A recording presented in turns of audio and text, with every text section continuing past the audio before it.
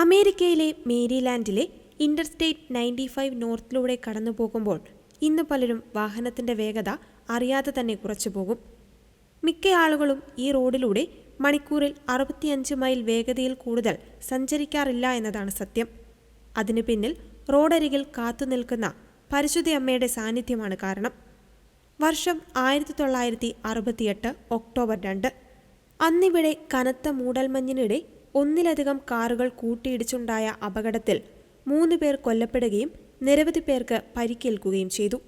ഇതറിഞ്ഞ Franciscan സമൂഹാംഗങ്ങളായ father John J കോണി OSFSഉം father John J ഫിക്വ OSFSഉം ചേർന്ന് ഹൈവേക്കരികിൽ സംരക്ഷണത്തിനായി പരിശുദ്ധ അമ്മയുടെ പ്രതിമ സ്ഥാപിക്കാമെന്ന് തീരുമാനിച്ചു.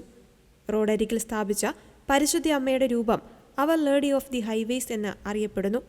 ആദ്യം സ്ഥാപിച്ചത് പരിശുദ്ധ അമ്മയുടെ 5 അടി ഉയരത്തിലുള്ള ഒരു സിമന്റ് പ്രതിമയായിരുന്നു.